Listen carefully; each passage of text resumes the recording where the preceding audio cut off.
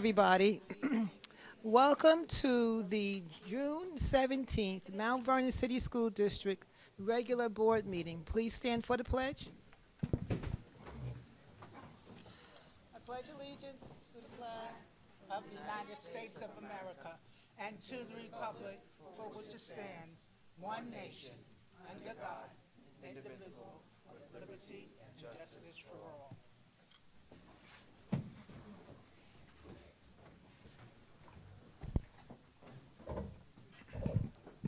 Trustee McDonough, Present. Trustee Maribel, Present. Trustee Mitchell, Present. Trustee Middleton, Present. Trustee Njenga, Here. Trustee White, Present. Trustee Kerwin, Here. VP Kelly, Here. President Saunders. Here. Okay, we have a quorum.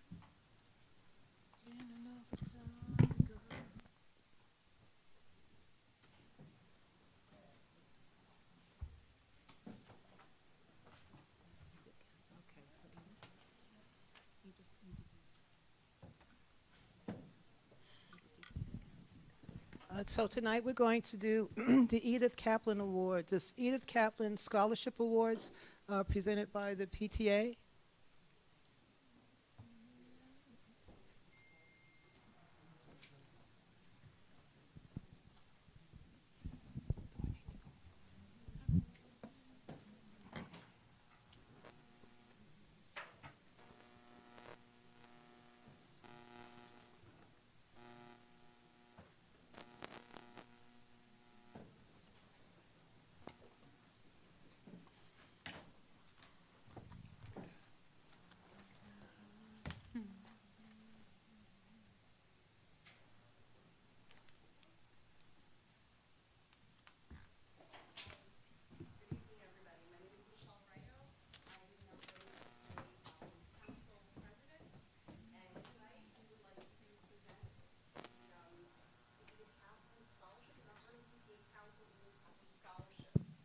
Which is awarded annually to high school seniors.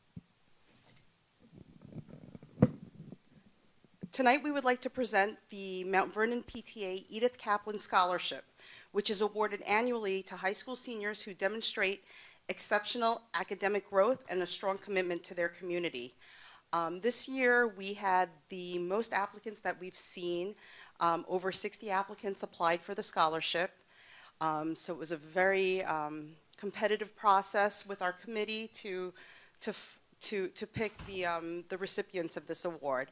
I'm now going to have Erica Peterson, the president of the Mount Vernon High School, present to the Mount Vernon High School recipients.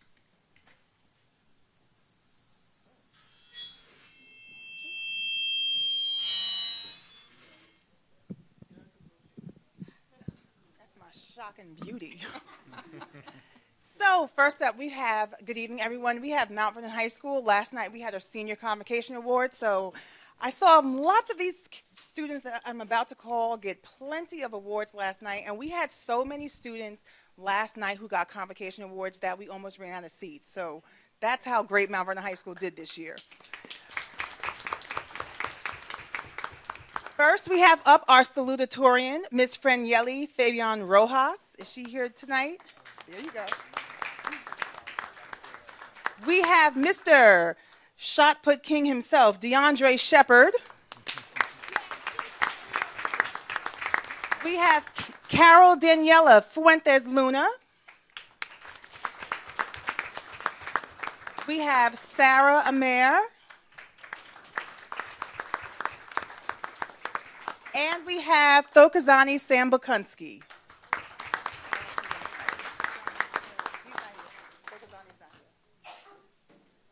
Next up, we've got Janine Fertil with the STEAM Academy. Good evening, everyone. I wasn't prepared with such a wonderful speech until Erica started. So on June 12th, we had a convocation at the STEAM Academy, and lots of our students also got awards. You know, we almost ran out of seats as well. And so I'd like to present all of our students. So first, we have Amelia Anderson.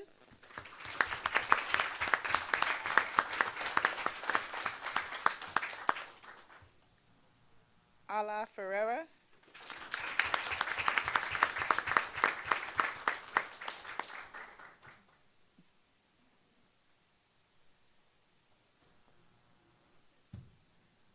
Janelle Highland Wilson.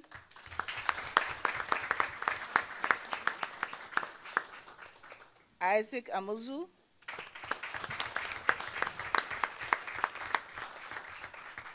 We also have our valedictorian here. Isaac Alvarado Calderon.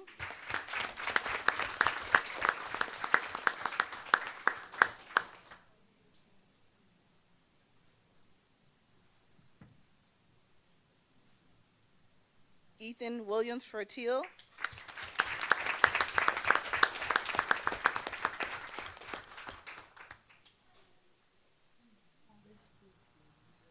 Zelina George.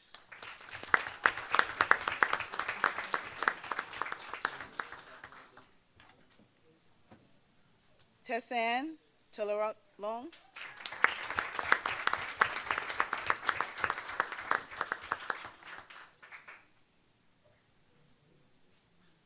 Andelin Ferreria.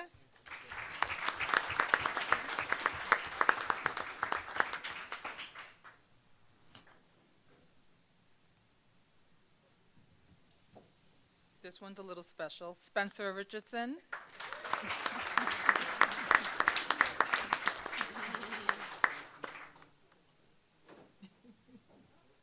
Laronia Smith.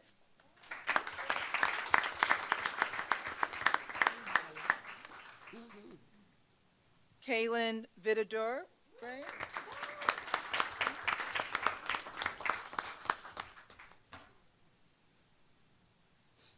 Omarion Seymour.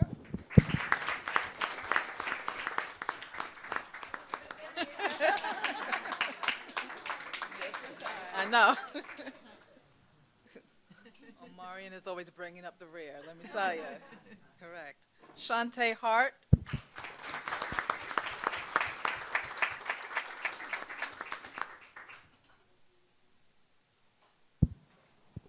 Mark Arthur Fevrier.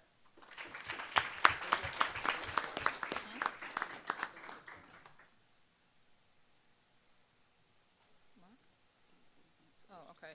And our salutatorian, Aiden Jacob Forum.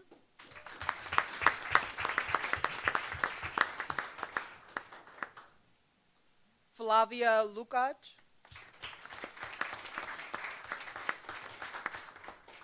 Alana Delgado. Michaela McGregor.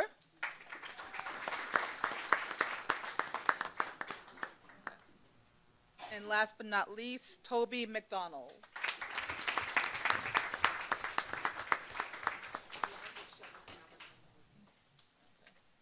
DeAndre Shepard, we called you earlier. The Shot Put King has come in. Come on up and get your award.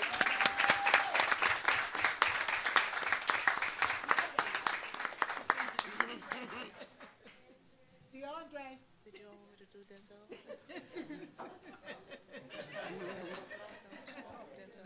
Oh, no, because Okay.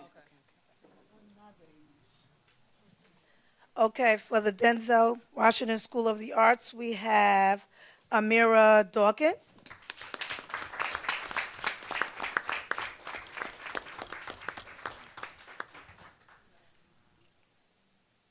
We have Elizabeth D. Grand Prix. Right here. And, oh, there she go. Oh, shoot.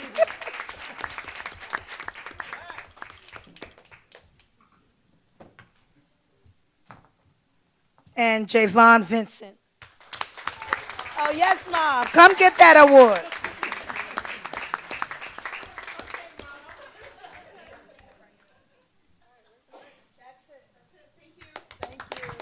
Thank you so much.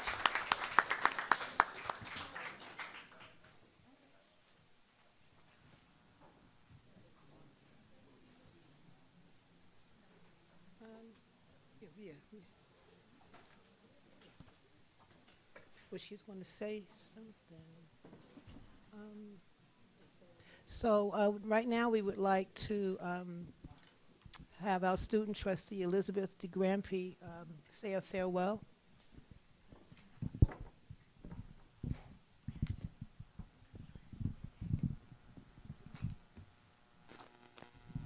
Can everybody hear me? Yes. So I would first and foremost like to thank my principal, Ms. Thomas, who put my name into the hat to have this position. I'd also like to thank all the board trustees for letting me sit with you guys this year. Being the Mount Vernon Board of Education student trustee has been a once-in-a-lifetime experience, and it has taught me not only how government works, but how the school system works. It was a privilege and honor to be able to be the voice of all the students in the district and represent them this past year. Thank you to the board for also supporting my journey. It was a pleasure getting to work with all of you. Thank you, Ms. James, for all your help and communication this year, and the absent Dr. Kim Smith for letting me be part of your team, and happy retirement as well. And to our new student trustee, I wish you all the best next year.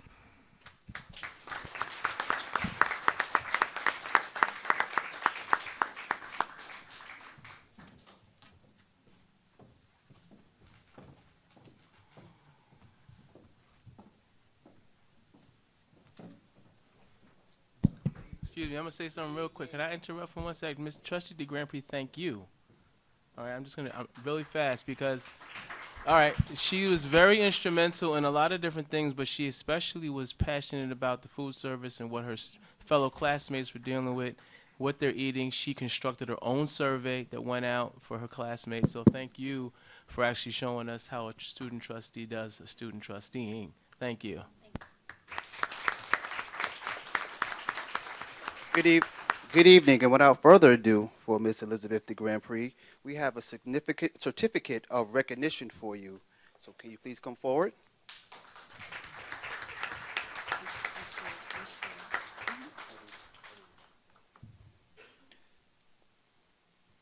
The certificate reads, "This certificate is rewarded to Elizabeth DeGrandpré in recognition for exemplary service and leadership as student ex officio of the Mount Vernon City School District Board of Education for the 24-25 school year, given this 17th day of June."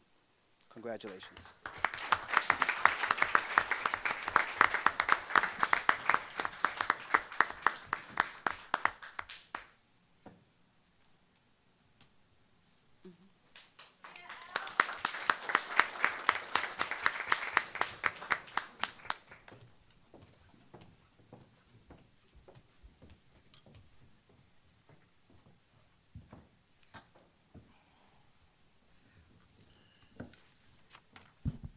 So now I'd like to welcome our new student trustee for next year. His name is Leonard Orduro.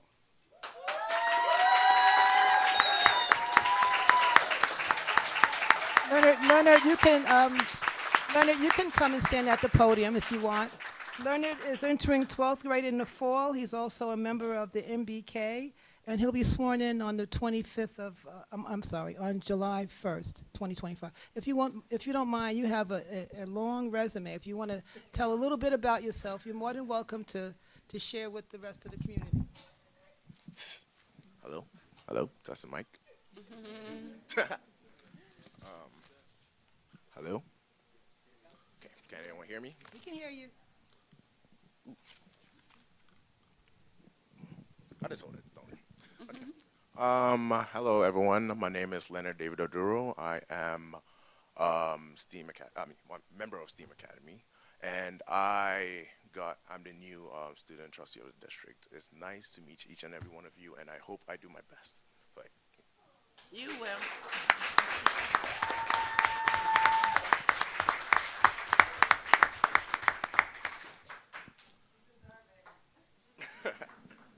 Okay. If you have anything else to say, you can. But if that's it, that's. I mean, in the first. Being that I already sent you my resume, which was quite long. I didn't put all of it there, but sure. Well, I have gone around Mount Vernon helping a lot and doing my best to see its betterment. And as the new student trustee of the district, with this power, I would use it to better it more. So that's all I'll say. That's it.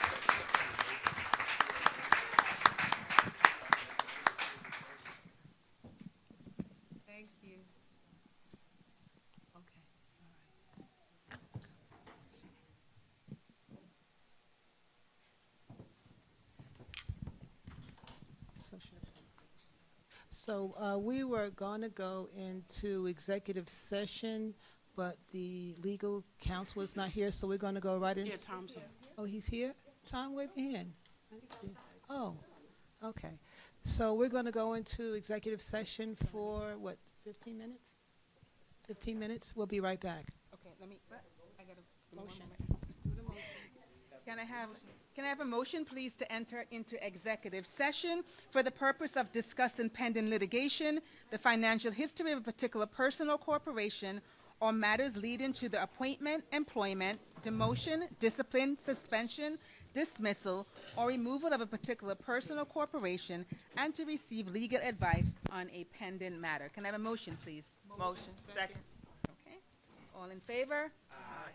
Any opposed? Motion carries. We are in executive session.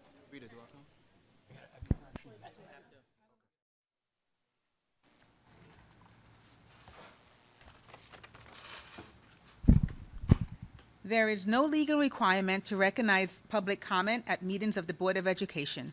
However, the board recognizes the critical importance of community discourse and involvement in the education of Mount Vernon's children, and accordingly, members of the public are invited to speak at each regularly scheduled board meeting, subject to the terms of the board policy. Please state your name, address, and the organization, if any, you represent. A speaker must register in advance by no later than 4 p.m. the day of the meeting by contacting the district clerk in person at 165 North Columbus Avenue, Mount Vernon, New York, by phone at 914-665-5235, or by email. The board welcomes all respectful comments, whether praise or criticism. However, identifying and criticizing a specific student, parent, teacher, administrator, other Mount Vernon education official, or employee is strictly prohibited. Any such complaint must be presented and addressed through the proper administrative channels. Each speaker is allowed 3 minutes to speak. Up to 1 additional minute may be used for the speaker to summarize and conclude their remarks. If appropriate, board trustees and/or the superintendent or other staff members at the direction of the superintendent may immediately respond to a speaker's remarks. Our first speaker this evening is Laura Fishlock-Claro.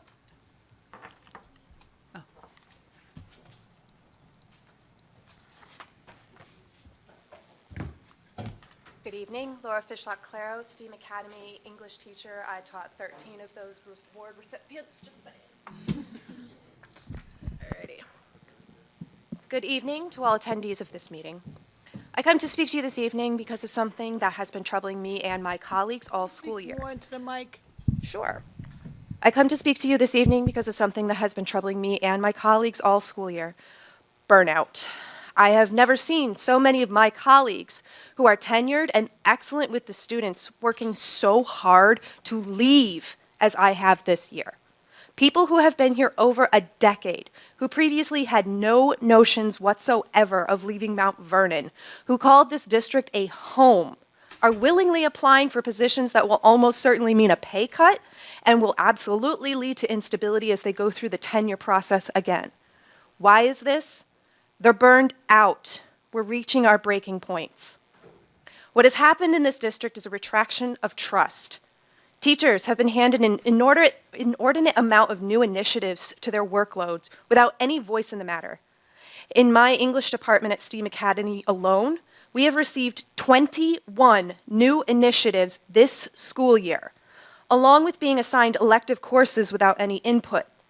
It's incredibly defeating to hear that we have to upend everything we have been doing in our classrooms and disregard our own education in best practices because the district has made a decision without consulting us. A prime example of this is the case of testing. We have moved to testing our students every 5 weeks with standardized tests that do not actually yield beneficial data. But we've been asked to come to the planning table with administration to add our knowledge of best practices and current educational pedagogy to this discussion? No. The result is over-testing students to a massive degree. Imagine if you had had to take a 2-day test in every subject every 5 weeks of school when you were a student. You would have absolutely burned out. Additionally, we now have to administer final exams to students taking a Regents exam. Beyond this, the freshman students have been given even more rigidity in their curriculum without any actual evidence of efficacy. In STEAM, our freshmen use Achieve 3000 to increase reading comprehension. We've used it for years and it works well with our students in our scheduling. However, because scores were low in other buildings, our students were then forced to add the Renaissance Reading Comprehension program to their workload. It practices the same skills, but less effectively. Have the teachers been asked their opinion on the program? No. Were teachers even given ample time to explore this resource, adapt it for their teaching style, and develop a plan for the best way to implement it? No. We were given a 1-hour Zoom session about how to set it up, along with a 45-minute follow-up Zoom session talking about some of the features. How could this not lead teachers to feel they're not being trusted as experts in their field who are capable of developing lessons to engage, enrich, and empower students? And what does this clear lack of trust lead to? Burnout. I've never been one to present problems without possible solutions, so this is what I need our Board of Education and district administration, and especially our new superintendent, to hear. We are experts in classrooms. You are experts in management. Both are necessary, but both need to communicate with each other to give students a chance at success. I will never entertain the notion that I could understand how to keep the district running and compliant. I'm not trained for that. I respect people who can do these things, but the same respect is not flowing in the other direction. Your teacher's expertise and training is not being valued. So now your workforce is depleted, deflated, and defeated. My suggestion is this: teachers must be included in the discussions. Teachers must be trusted to utilize their expertise to benefit their students. Quality over quantity will speak volumes. We need to slow down, reflect, and have real discussions about what we ask our students and staff to do that include our students and staff. That way we can burn these feelings of frustration and defeat right out of our district. Thank you very much. Thank you. Ms. Ward?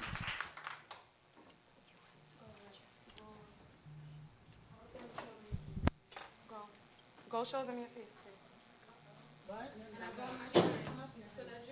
I want you to see her face. I want you to see her face, please. I want you to see her face. Show them your face. Just walk around and show them your face. I'm here. Hi, my name is Miss Ward. I'm from Mount Vernon. I live in Prospect right now. I gotta hurry up and get through this. I brought my daughter here because last week she had 2 incidences that involved her face. 2 incidences that involved her face. On Monday, I got a call from the nurse's office to tell me that although everything was fine, my daughter was in the nurse's office and was receiving ice because she got hit in her face with a ball. I said, what kind of ball? She turns to my child, I can hear her on the phone. Thank God I had somebody else on the phone too to hear it, because then I would be a liar. She said, what kind of ball? My daughter proceeded to say, a bouncy ball. Go ahead and sit and go back to ABC Mouse. She said, a bouncy ball. I said, okay. I'm thinking it's one of those balls at the supermarket that when you bounce it, it goes sting. A big ball, something that couldn't obstruct her eye or hurt her face, really. Maybe she was just in pain and she needed ice. However, I asked the nurse, I said, okay, can you just send home like an incident report? Mind you, I'm a former district employee, and I'm not going to jump down that rabbit hole. So I'm calling it an incident report, not realizing there's an actual report called incident report. But the nurse had enough common sense to send home a note indicating what happened to my daughter and why she was sent to the nurse's office. So when Bianca came home, I said, Bianca, what kind of ball hit you? She said, oh, a white ball, a green ball. My daughter is in an ICT class, and that's where I'm going to leave that. She's in an inclusion class, and she has her own disabilities, and that should be noted in the nurse's office or whoever's dealing with my child, so they know how to deal with her. So they know how to follow up on different things that happen to my child or anybody else's child within the schools. So I'm thinking to myself now, a volleyball, because I used to work at the school. She's like, the white balls and the green balls. I know there's a neon green volleyball. I know there's a white and black volleyball. But no, when I open up the book bag to look at the note, lo and behold, it's a tennis ball. A tennis ball that could have obstructed her eye, cracked her jaw, her cheekbone, anything. So I'm not getting accurate information. Then the very next day, I get a call from her teacher early in the morning. Hey, I just want to let you know, Bianca was in the auditorium and she bent down and she hit her head on the chairs in the auditorium. They're wooden chairs with a metal lining on them. I took her to the nurse, she has ice and everything. Lo and behold, who didn't call me? The nurse. Was I really that shocked? No. Am I going to fight the fact that the nurse didn't call me, but someone called me to tell me that my child was hurt? No, I'm not going to fight that. Did I get a note? Did I get a note? It's a week later, her face is still bruised, and I didn't get a note. When I emailed the principal, and I CC'd some of you on it, not all of you here, but some of you, I stated that I didn't get that note. I have 1 minute left, and I'm going to use it. I said in the email, I said, look, I didn't get no note. What's going on? Now I'm getting a response from the principal. After I already got condescending stuff from the secretary, all this, that, and the third. I don't have time for that. You see that urn right there? Have you ever had to bury a child? Or burn one? Some of you don't even have kids. She's my only living child. All I wanted was a note. But the note that came in the email said, Bianca hit her head on the bus. I got the father emailing me, asking me, the bus? All I wanted was a note. I don't care if I called it an incident report. I don't care if I called it the blue note, the green note, the white note. I don't care. I just want the note. What if she had seizure that night? What if something else had happened to her the night she got hit in the head? Then I go to the hospital and it becomes hearsay. I don't want hearsay. I want a document. Take my child. Don't worry, it happened to me. Don't worry about it. Okay, thank you. Pat Rosamunda.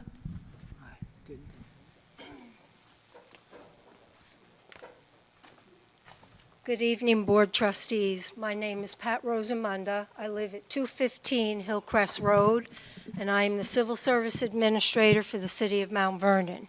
I am here with the President of the Civil Service Commission, Joan Battle. I am back here once again to address the erroneous information surrounding this pending layoff and the accusations that have ensued. All the classified titles within the school district are under civil service. I understand a vote is to be taken this evening based upon what HR has submitted to you. I caution you from doing so and moving forward. After speaking on May 6th, addressing the issues and the lack of involvement of civil service in the layoff process, communications completely ceased coming from your HR office and buildings and grounds. Numerous messages and voicemails seeking information and clarification were never returned. 7 to 10 to be exact, as I had to rely on Dr. Smith for all communications. Civil Service completed their process of listing titles and employees by seniority, as outlined by Civil Service law. That information was sent back to HR for review on June the 2nd. Still no communication, but finally a response from the senior clerk from HR on 6/10 on behalf of Mr. Campbell. The focus was on highlighting all my typographical errors on the employees' names listed from our roster cards, which have no effect on the outcome of this layoff. I never have a problem owning up to my mistakes, and yes, the typos were mine. I understand a meeting was held last week with the CSCA unions and with the employees and HR.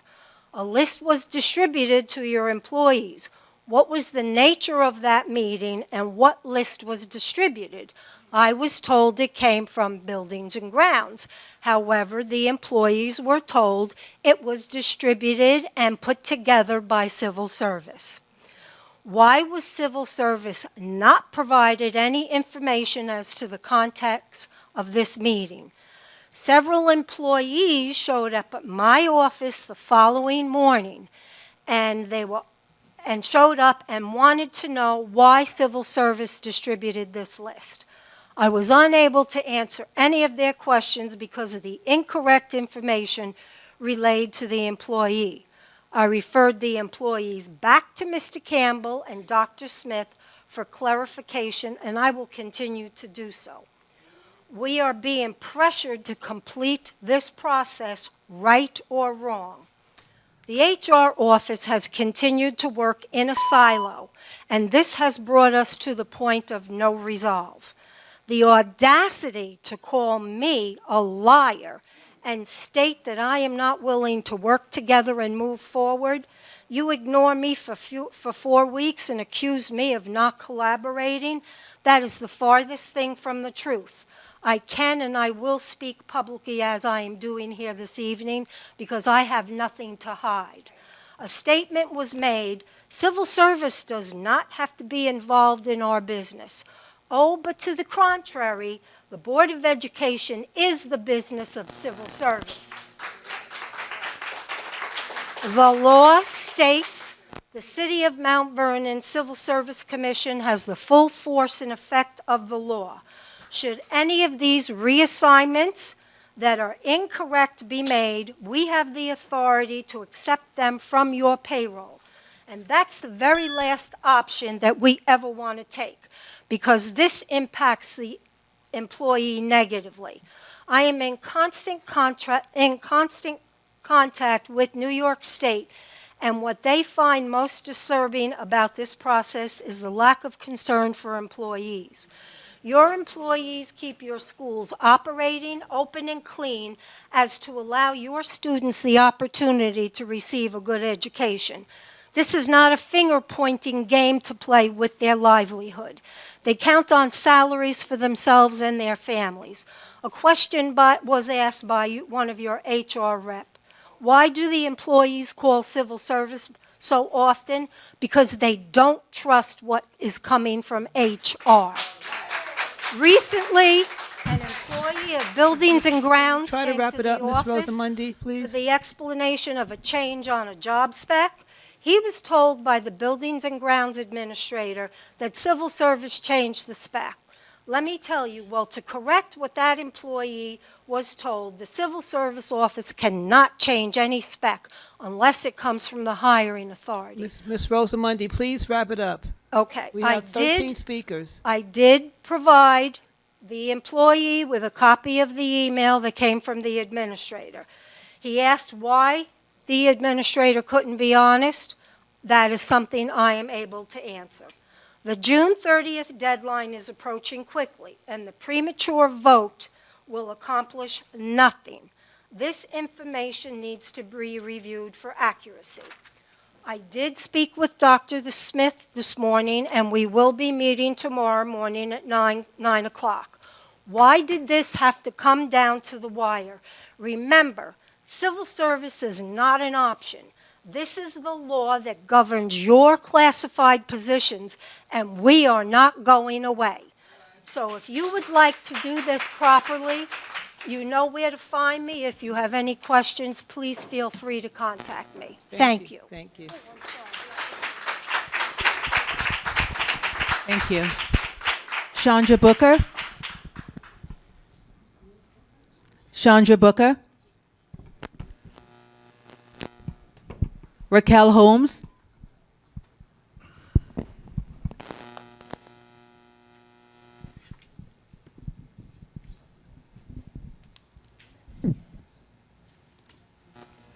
Hello, good evening.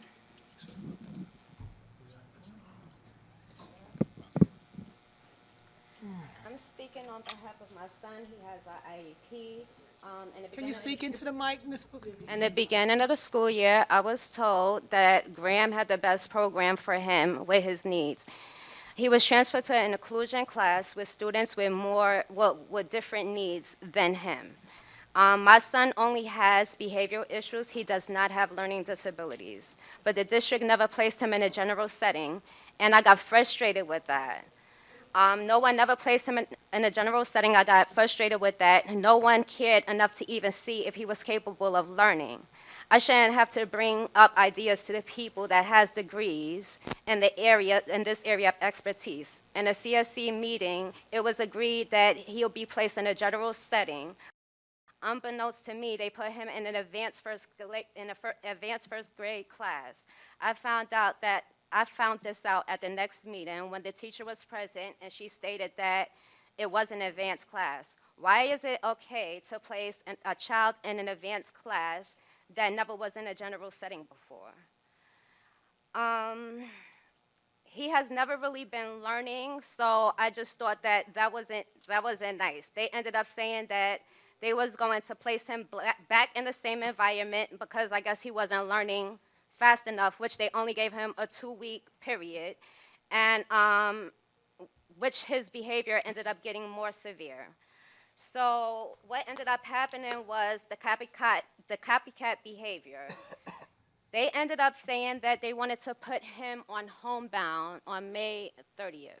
And mind you, he is 6 years old. They told me that somebody would be reaching out to me that Monday. So here it is a month later, and I still don't have no teacher. I still don't know what's going on for summer. I still don't know what's going on next year. When I tell you I reached out to everybody there is to reach out to, people say, oh, I don't know about this. Oh, I don't know about that. I don't know about the third. I don't want to hear about what you didn't know. If you didn't know about it, then you're not doing your job. Like, y'all are failing our kids, and there's no reason why I should have to call. Did you speak to this one? Do you want to speak to this one? Do I want to speak to that one? Why are they not reaching out to me? You know the circumstances. He's 6. You want to homebound him. This is 3 weeks later. There's still nothing in place. Nobody got in contact with me to say nothing. 3 weeks and 2 days.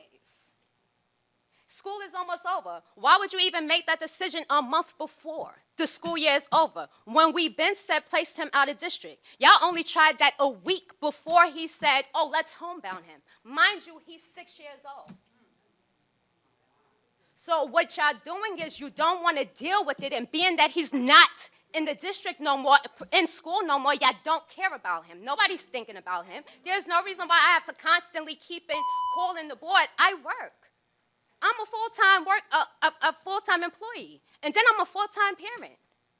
And he's only 6 again, so he has issues that I can't even comprehend. And you guys are the experts. You set up TAs and one-to-ones with these children that are not certified to be with our children. They're not certified. They don't know how to handle our kids with IEPs. So why are they sitting there with them? And then as soon as they get something goes wrong with the kids, then you want to blame it on us, the parents, and then you want to blame it on the kids, and then disown them and kick them out, and then neglect them. Y'all are being neglectful. Not only has he been out of school for 3 weeks, but y'all had already suspended him the maximum days, 10 days. And he has an IEP. He has been out of school for almost 60 days. Go look at it, this school year.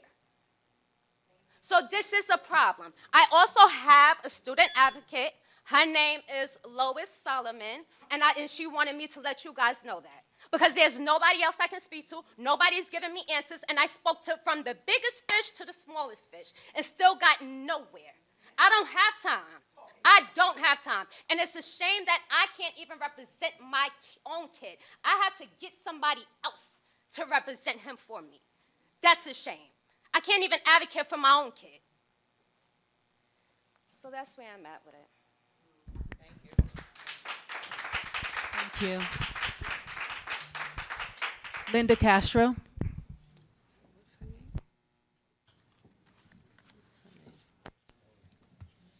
Hi, I'm Linda Castro, and I live at 1 Park Lane here in Mount Vernon.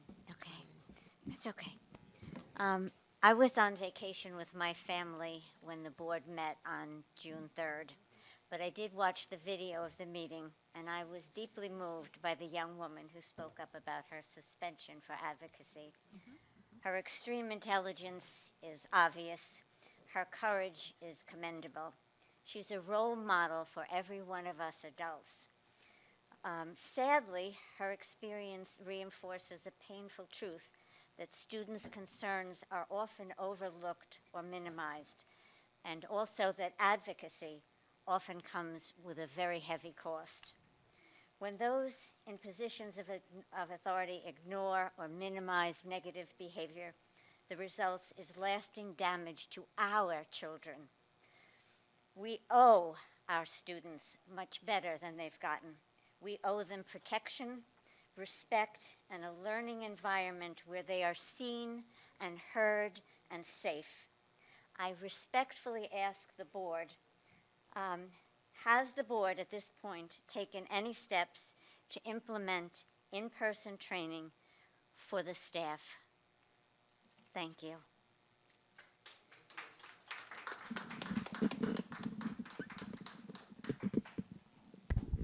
Ava Wang. Ava Wang. Reagan White.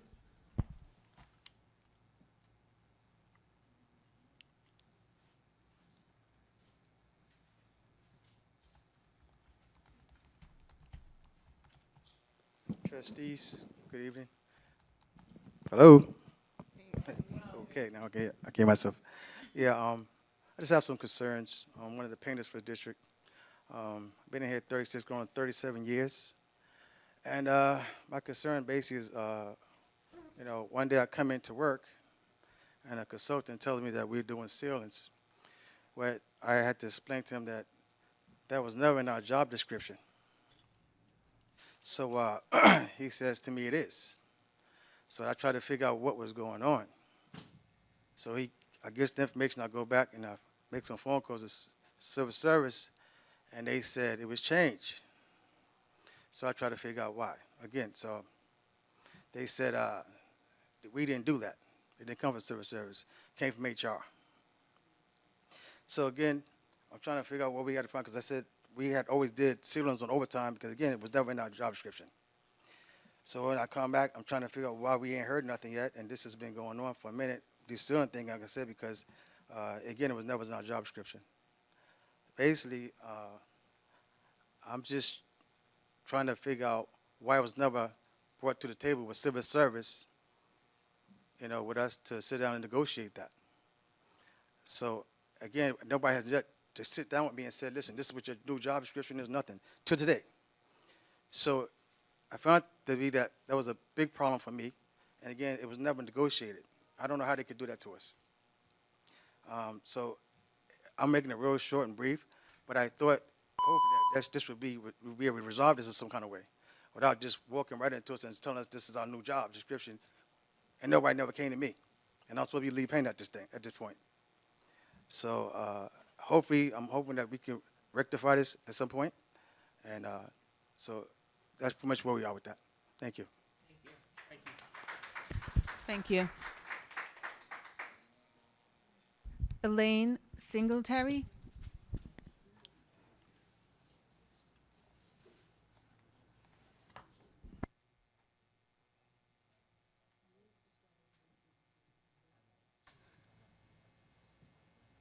Hello, everyone. Hi, good evening. I came here back in 2024, and I'm here today. I've been very humbled, haven't emailed anyone, haven't said anything to no one. I've been very humbled. But right now, I can't be humble anymore. I'm not going to be. All these fake emails and meetings I've been having with a human resource person, oh, he's not here tonight. It's a mess. There was a student last year that ran out the building and sat in Hartley Park for hours. I called out sick. I passed out in my house. I was in the hospital with tubes and everything in me. They didn't know if I was going to make it. So 2 days later, I was transferred. Why? I asked for an investigation. Nobody did nothing. I'm getting all these letters here from Human Resources, all these fake mess here. Why? Why you keep putting me where you want to put me at? And I asked you where I wanted to go. Nobody not investigating this? I've been working for this district 25 years. The place I started with was Graham School. None of y'all in here didn't train me. This ain't my only job. When I came into y'all, I was trained by the state. I knew my special ed stuff. And I still know it. Well, very well. That is the problem. Singletary, Lady E, whatever y'all want to call me. Don't know nothing? That's a lie. I want this to be investigated because the mother is coming for me. I hope she's watching. I don't care who go tell her in Mount Vernon because I'm not from Mount Vernon, but I live here. I don't care. Mama, look at me, and I hope you're watching because I told someone to tell you. I can make you rich. Because your son was out of that building for hours and it was not taken to the police station. Not even upstate. The state didn't get it. I went to Mount Vernon police station and sat with them. They turned the computer around to me and everything. They said STEAM is in trouble. Yeah, that's where I came from. Everybody brand new up in there doing whatever they want to do. But forgot that Miss Singletary did this for 25 years and I got transferred within 2 days. And I've been in that building 25 years and got seniority over everybody, even teachers, security. I came to the president here. She gave me her number. Did you get in contact with me? No. I told you what happened to me. Did you get in contact with me? No.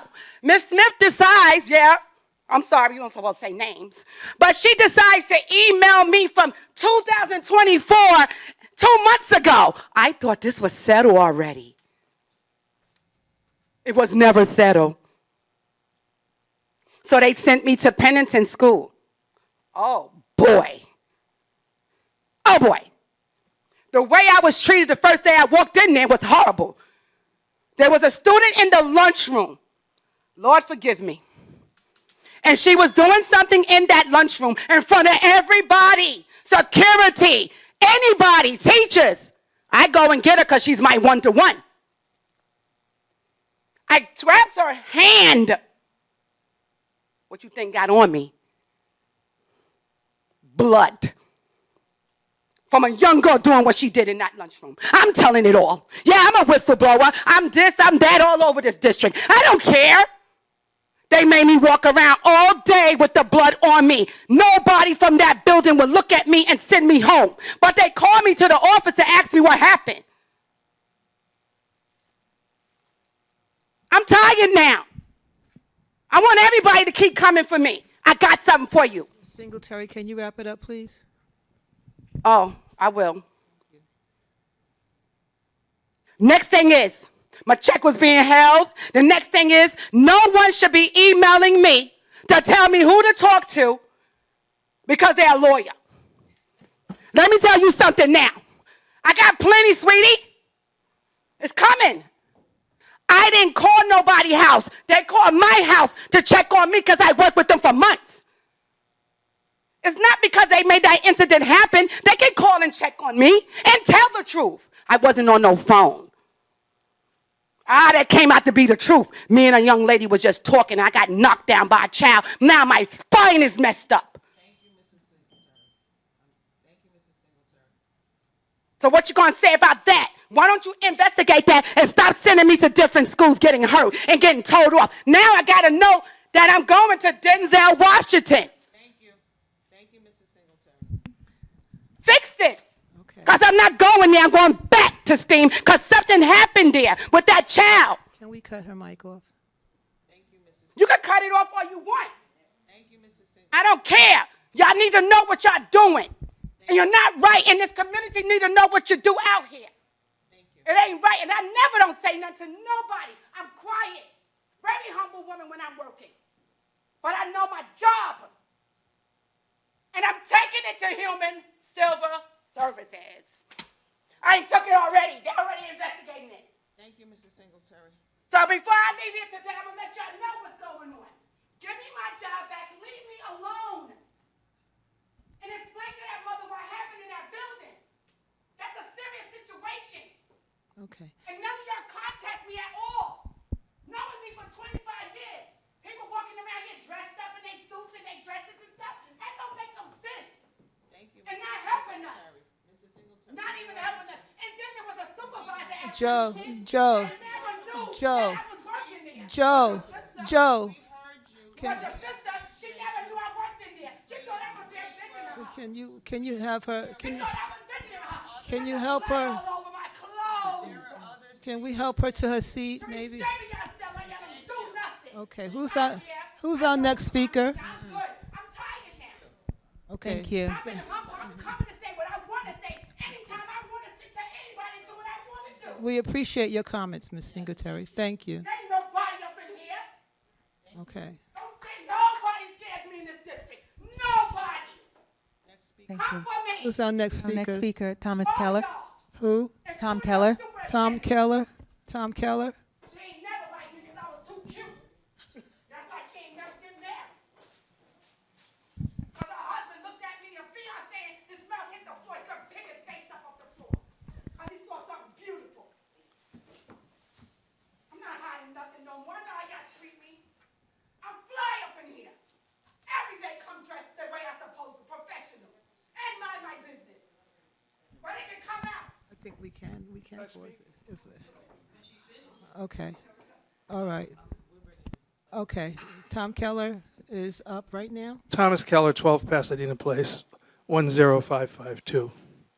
First thing, I want to thank incumbent trustees. Trustee Gale was an incumbent, didn't run last year, unfortunately lost this year. Trustee Helene was leaving the board. Trustee Kerwin, especially Trustee Saunders, who's put in 12 years on this board for zero pay. Congratulations to her. And I hope some of you people that I've mentioned will be back on the board in the future. Also to, I guess, Acting Superintendent Kim Smith, took over 2.5 years ago in a very difficult situation. I wish her all the best. And now I want to point out that most of the problems of this school district are because of the city. The city is the opposition because they owe the district so much in taxes. Ken Silva, who unfortunately left the board, left the district a year and a half ago, he told me he wasn't offered a contract in February. He was going to be out of a job in June. He had to look out for himself. What a mistake. I worked with him on the budget committee, and knowledgeable as anybody I work with. Okay. As you know, after 2 years, it's not the responsibility of the school district to collect the taxes that are owed. It's the responsibility of the city. And you have to send the city, after 2 years, those property owners that haven't paid their taxes. And it's only then does it get recorded, and they're supposed to go around and try to collect. It seems the Board of Education started collecting taxes 4 or 5 years ago, and they collect a higher percentage than the city does.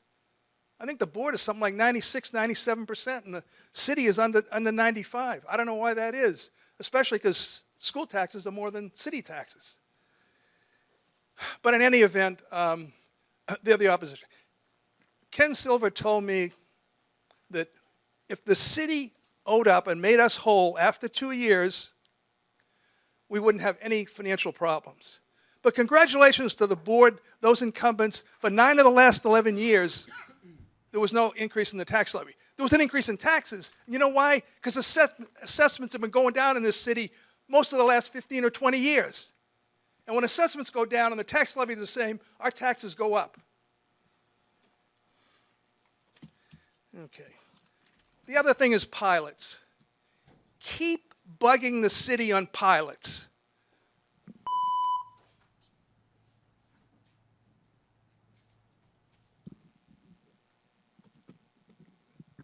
Thank you.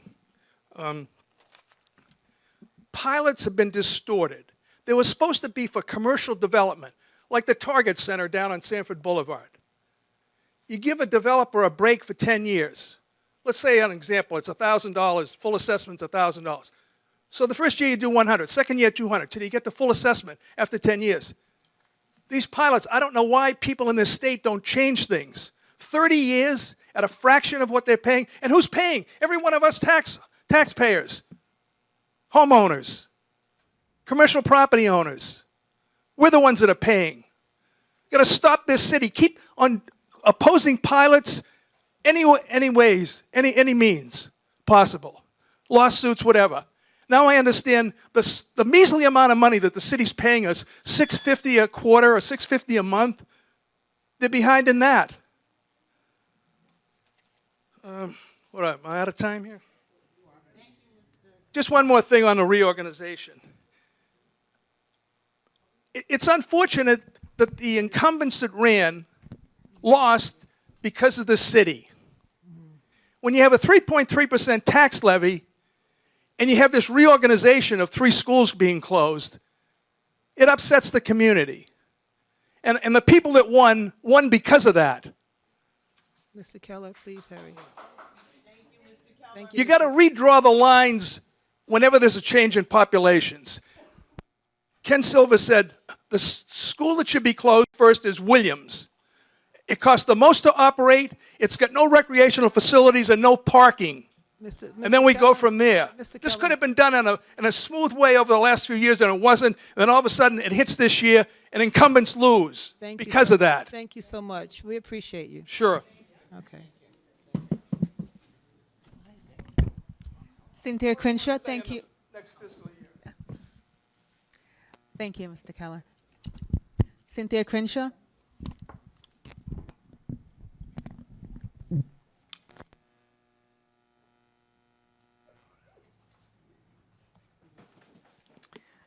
Cynthia Crenshaw. I know at the last meeting concerning BC, you said that that was over, but it was only over because she ran her contract out. That's why it was over. So can you say what her findings was? And we paid over $1 million for 2 superintendents, including a $10,000 to $12,000 bonus for the lawyer. That's over the bridge. Moving on. I want to talk about giving people positions and not considering seniority. I understand a nurse has been hired, a couple of nurses has been hired with less seniority. Head custodians has a position that should not have, and he only have that, or she, I don't know who it is, should not have that because of family association.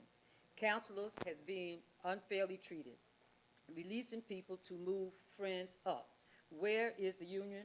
Well, and I know it was civil service, but they are here. You said that we had $0, but yet I see that you want to give the employees 2 years, 25 to 26, $1,114 and $1,114,000 a year as an increase. You want to give another person $78,000, almost $79,000 a year. You want to give another person $99,000 increase a year. Another person, $99,470. But yet, another person, $76,500. These are all increases for 2025 and 2026. Another person, $87,500. Another person, $76,500 for this year. But yet you said you don't have money. You closed 3 schools, but you're giving all of these increases. Where's this money coming from? So if you got money for this, why our teachers don't have a raise, which is the bread and butter of this community?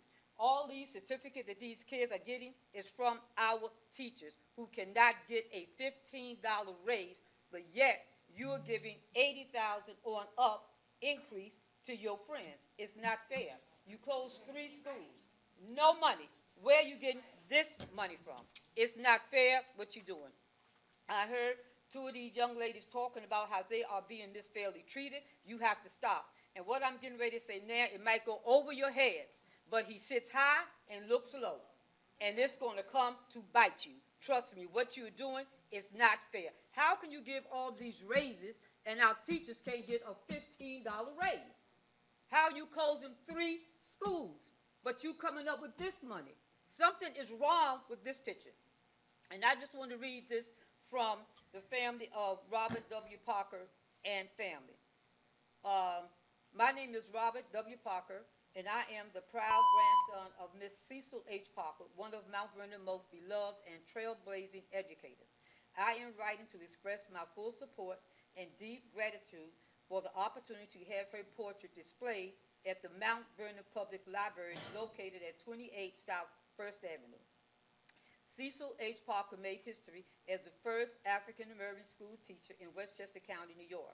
Over her decades of service, she not only taught, but later became principal at what was formerly Nathan Hale Elementary School, a school that now proudly bears her name, Cecil H. Parker Elementary School. She was more than an educator. She was a pioneer and a deeply respected leader who helped shape the lives of countless students and fellow teachers. She stood for academic excellence, personal integrity, and community empowerment values that continues to resonate today. Unfortunately, as you are aware, Cecil H. Parker Elementary School is set to close at the end of the 2025 school year. While the closure marks the end of a historic chapter, it is also reinforced the importance of preserving her legacy in meaningful ways. This is why the display of her portrait in the Mount Vernon Public Library holds such powerful significance, not just for our family, but for the broader community who knew her and continue to be inspired by her service. We are humble, requesting your support for the display of her portrait and related school memorial as a permanent tribute to her life, work, and enduring impact on education in the Mount Vernon school system. Please feel free to contact me and our family. I thank you sincerely for your time, consideration, and commitment to honoring the legacy of Cecil H. Parker. Warm greetings, Robert W. Parker, grandson of Cecil H. Parker and the Parker family. So please do not put this portrait stored away. It would be very helpful, and I think very considerate, if this portrait was to be placed at the Mount Vernon Public Library. It was, he paid $3,700 for this picture to be painted. So please consider that. It was given to Parker School, not to the Board of Education. Thank you, All Miss. right. Thank you, Miss All right, Crenshaw. thank you, too. Mark Stuckey.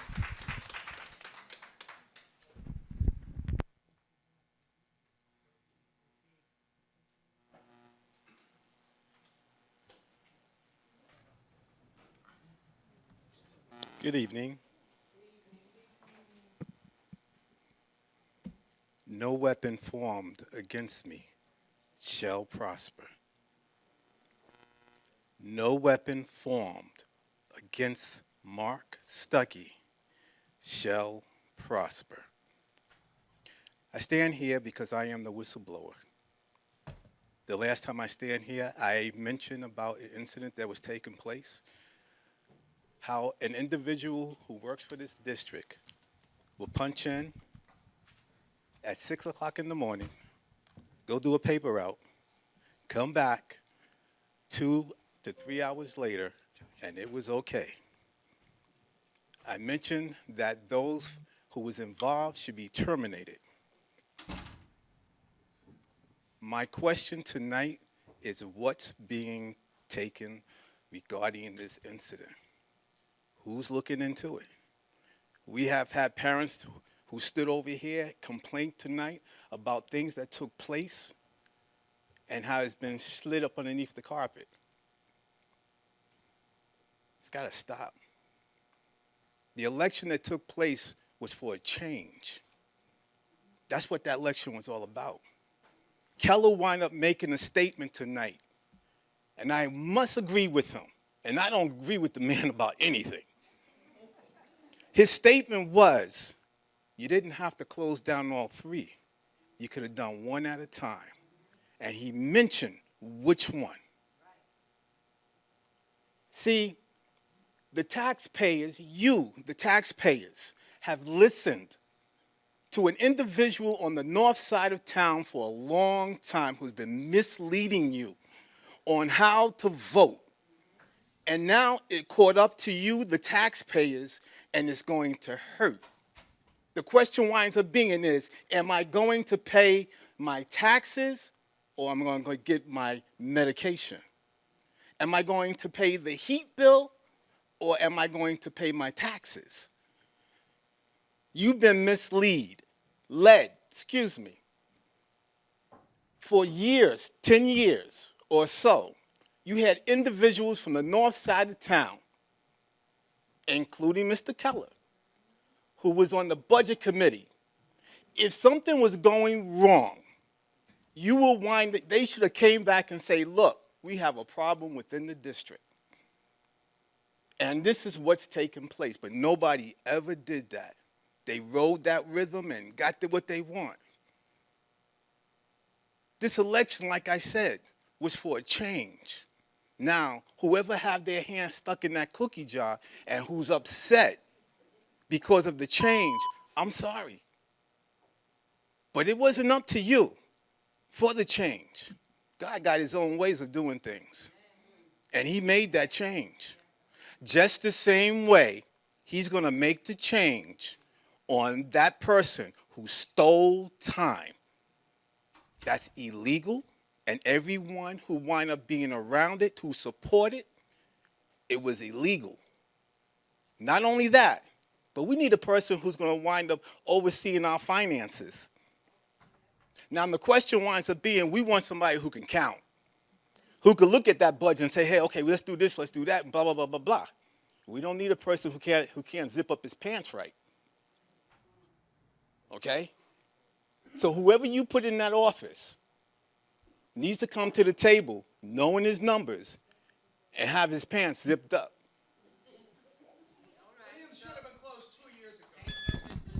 Thank you, Mr. Stuckey. John Gallagher? Okay, thank you. And Dr. Lynn Middleton?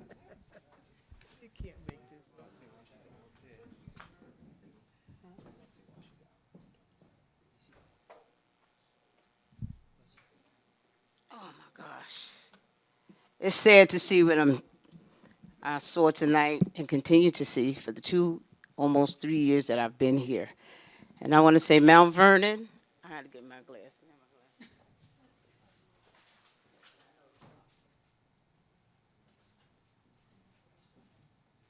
I want to say Mount Vernon in its entirety, especially the school district, we better wake up because we don't respond. We don't. So I want to say good evening, Mount Vernon. All of y'all should know me by now. God has spoken. And thus, on Tuesday, May 20th, 2025, the people has spoken. Kudos to the new superintendent and to the new school board of trustees. Change has come. We must move forward, first and foremost, by correcting all that is incorrect. It can no longer be my way or the highway. It can no longer be that any of us calling right wrong, that it is exactly that. It can no longer be do as I say do and not as I do. It can no longer be get along or I'm going to go along just to get along. So there is the power of community prayer, which is real, y'all. It's real. May 20th spoke highly to it. And I just want to say that the creation can never be greater than the creator, not at all. A powerful word that has been reiterated over and over again is be not deceived, because God is not mocked. Whatsoever a man or a woman soweth, and y'all hear me tonight, hallelujah, whatsoever you soweth, that shall you also reap. Everybody got a turn. And how powerfully did it come to pass on Tuesday, May 20th? And that's just some of it. We all got a turn, depending on how we treat each other. If you sow negative seeds in your soil, you will reap negative seeds. Trust me.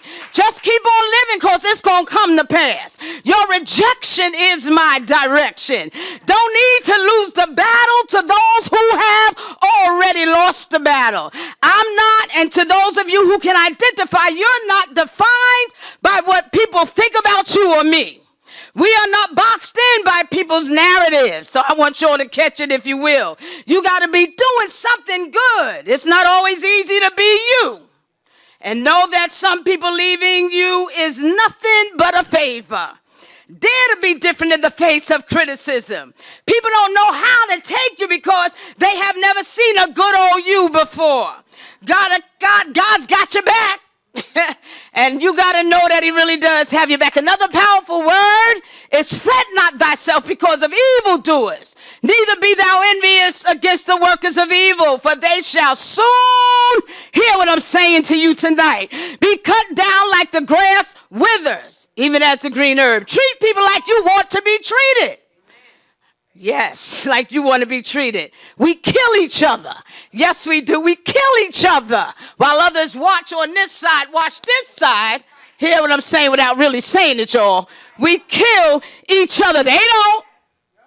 And excuse me because I'm not being racist tonight, but I know what I'm talking about. Been here 41 years. And as I close, just want to say a few things. Remember this. To all newcomers, a definite and true word. No one pours new wine into wineskins. Otherwise, the wine, or to old wineskins, otherwise the wine will burst the skins. And both the wine and the skins will be what? Ruined. So pour your new wine into new wineskins. And here's what it's all about, change, as I heard tonight. In other words, this metaphor illustrates the necessity of adapting new circumstances. Just as old wineskins cannot contain the expanding new wine, old ways of thinking or living cannot accommodate new teachings or practices. And I'm finished. But let us, for the ensuing school year 25-26, that are coming on board, embrace new beginnings. And yup, we can be open to change and understand that as all of us with a new superintendent must try to move this district forward with our children being our primary reason for doing so.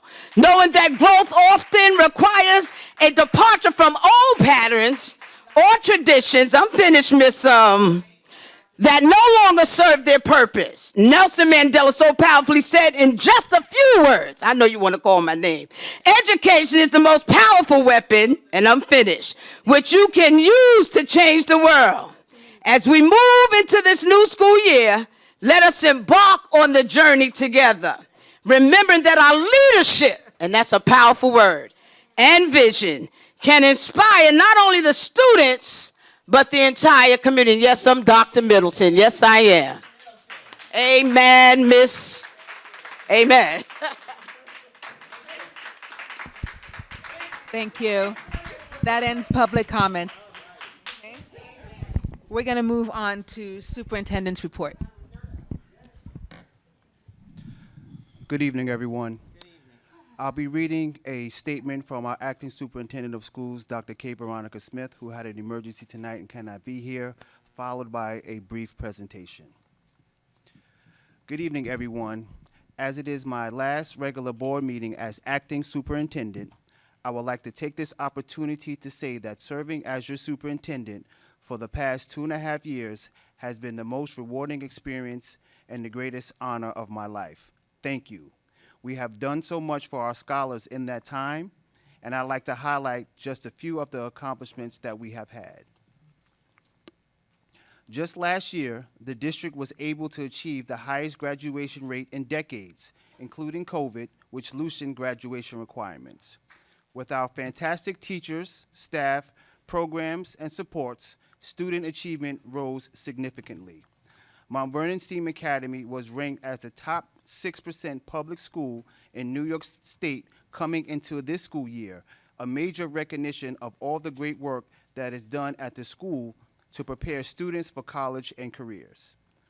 Even with financial challenges, we grew several programs including CTE, with new graduation pathways for students being added as recently as this year with the new hospitality management pathway.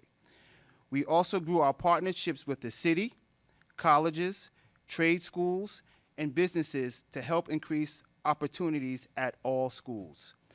We were able to forge a path out of our financial challenges by reorganizing our schools into a more sustainable, state-approved 13-school configuration, which saved an expected $16.9 million in expenses. Most recently, we passed a budget with a 3.3% increase to the tax levy, which will be the first step towards financial prosperity. Thank you again to the community of Mount Vernon for showing your support for our students at the voting booth. Some would say I got a raw deal to be appointed in such a tumultuous time, but I don't view it that way. We were able to enact real change and solutions, setting the Mount Vernon City School District up for a prosperous and sustainable future. I am very confident in the upward trajectory of this district, in large part because of the groundwork that was laid in these last few years. I wish our staff and incoming superintendent, Dr. Strickland, all the best as they continue the work that we only started. It won't be easy, but after so long in the district, I know that our students, families, and community deserve the very best. Thank you for all your support along the way. Again, a statement from our acting superintendent of schools, Dr. K. Veronica Smith. Thank you.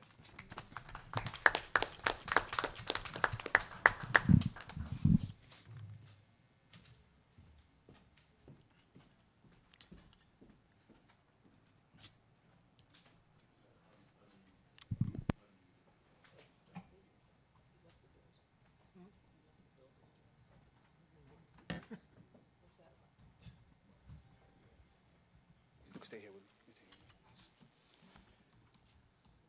And at this time, I have a presentation.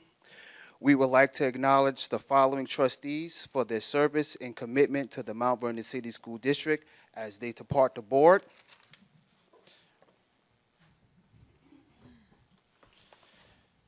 We have certificates of appreciation for trustee Helen Thompson Jenga, for trustee Lerna Kerwin, and President Board Trustee Adrian Saunders. And the certificate reads, this certificate is awarding to Helen Njenga for your capacity as Board of Education trustee and your unwavering support for the betterment of the Mount Vernon City School District. We express our deepest appreciation for your hard work, commitment, and dedication to the community, staff, and students. Signed, Dr. K. Veronica Smith.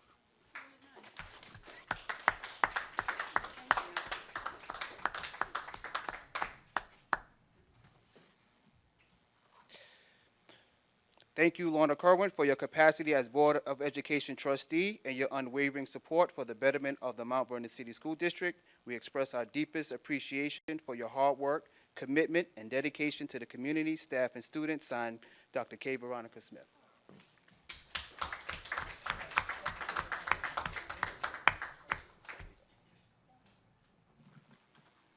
President Adrian Saunders, thank you for your capacity as a Board of Education trustee and your unwavering support for the betterment of the Mount Vernon City School District. We express our deepest appreciation for your hard work, commitment, and dedication to the community, staff, and students. Signed, Dr. K. Veronica Smith.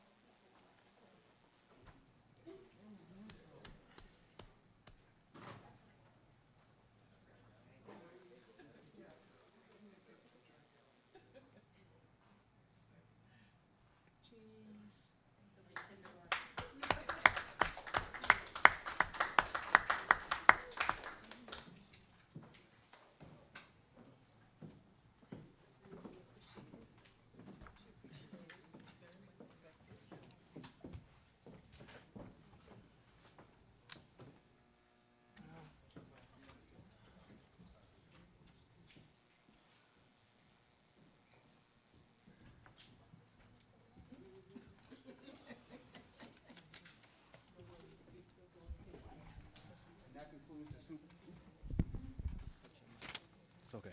And that concludes the superintendent's report, but I do like to address one of the comments from the speakers regarding testing and the Renaissance testing from STEAM. The teacher did say that teachers' voices must be included. Please note during the Renaissance testing, this was a requirement from MTSS. It was also an item for the Judy Elliott report that was due.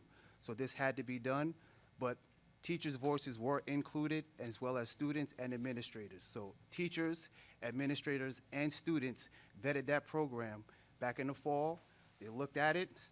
made sure it worked, made sure everybody agreed upon it, and that was the program selected. So it wasn't done from the top. It was done with teachers, students, and administrators. Thank you, Dr. Doggett. So that concludes the superintendent's report. Moving on to committee reports. That would be Audit Committee, Trustee Kerwin. We don't have any report for the audit committee. Budget, Finance. Budget, no. We was scheduled to have a meeting yesterday, but it was postponed. So we don't have any updates. We don't have anything from the Claims Committee, Education Committee. Trustee Kelly? Yes, I'd like to. So I've thanked a lot of people about the Greenhouse Initiative at Mount Vernon High School, but I would be remiss if I did not thank Mr. Raimondi and his crew, which would include Buildings and Ground, Franklin Scarlata, I know he's custodian head there, but Matt Demora, I hope I said his name right, Josie Lopez, Alex Papa, Arthur Curry, and Mr. Basil. They have been very instrumental in getting that work done and assisting the students in creating that edible garden. Without them, it could not have been done, and I just want to say thank you in public and let everybody know the hard work that these students are doing to improve the community at Mount Vernon High School and the community at large. Thank you. Thank you. Thank you. Okay, that's it for education. I guess that's it for education. Facilities, Trustee White. Yes, we did have a meeting on June 12th. Am I correct, Trustee Maribel? June 12th? And we discussed some of the possible layoffs, and that we were waiting to hear from CSEA tonight. Hmm? Who did you call? Oh, wrong committee. What were you talking? I was doing HR. Okay. Well, yeah, you have it? All right. I just did HR, I'm okay. sorry. All right, All right, so HR is done. I'm going to jump on the facilities so we can hurry and get to HR. So we recently heard, this is not the first time, we've heard from the Graham School community about the use of their grounds off hour and well into the nighttime. And, you know, just realize that there's a liability for the school district as well because they're on our property. And they're really not supposed to be on it past a certain hour, and of course without proper documentation. And the community is impacted. They're coming to us. They're complaining. They've told us what's going on, and it's we received video about how some of the folks are acting. And what we did, we brought it to Mr. Raimondi's attention and Dr. Smith, and the board collectively discussed what we were going to try to do about it. So this statement is from the Buildings and Grounds Committee, written up by Mr. Raimondi. Thank you. Regarding unauthorized use of district outdoor facilities. Good evening. I'd like to take a moment to address an important concern regarding unauthorized use of the district's outdoor facilities, specifically the playground at Graham School. While the district supports community use of our outdoor spaces, all use must comply with the rules and expectations established by the school district. We ask all individuals to be respectful of school property and considerate of our neighbors. Please be reminded that the playground and surrounding grounds close at dusk. Unfortunately, due to ongoing issues with individuals not following these guidelines, including disturbances to nearby residents and improper use of the property, the district will now be locking the Graham School playground daily once the building's custodial staff has left for the evening. We want to be clear that our facilities are not open for unscheduled or unauthorized use by any group or organization. If any organization or group wishes to use district property, they must first complete a facilities request form. This form can be downloaded from our district website by navigating to Departments, drop down Buildings and Grounds, drop down Facility Use Requests. We appreciate everyone's cooperation in helping us maintain a safe, respectful, and orderly environment for all. Thank you. That's what I'm talking about regarding facilities today. And I talked to you about bathroom at STEAM. I went over there. I sent you some pics. You told me that they were getting on that. I thank you for that. I'm going to take a moment to say thank you to Mr. Ramundi, Mr. Ragusa, who's not here, and to our staff, our buildings and grounds staff, our custodians. We appreciate you. You're our cleaners, everyone who helps make our buildings what they are: clean, functional, open on time, closed when it's supposed to, and safe for our students and teachers and our visiting parents. Thank you so much for what you do, because you are underappreciated and you are not appreciated enough. So I'm thanking you, and I know I'm not by myself. I'm speaking on behalf of me right now, but thank you very much for all that you do. You are appreciated.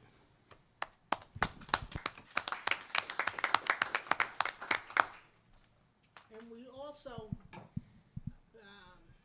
never mind. So, no.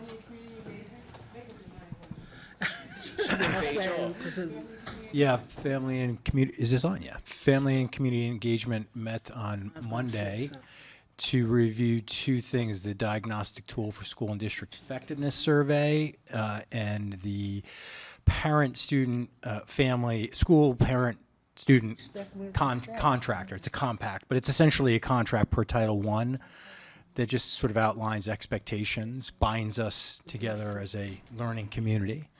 Anything else, Dr. Doggett? Is that pretty much it? The results of the survey that reviewed was the parent components, because the parents of that committee helped design some of the questions. So we let them see the feedback to those questions. The results are preliminary. They're in draft form. Once we get the final copy from the company, they will be publicized for the district to see. What percentage of questions were answered? Percentage of what questions? Surveys? For parents? It might have been 10% for the parents. And this company says that 15% is an acceptable amount, but we have 10%. One of the things we noticed is that we have to do the survey a little bit earlier.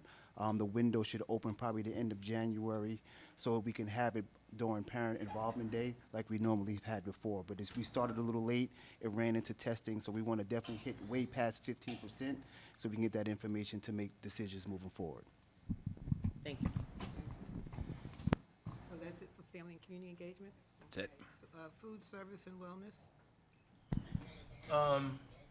We haven't met formally, but I will share that Trustee Grandpré, I mentioned earlier that she's been instrumental with food services and trying to better what her fellow students are eating.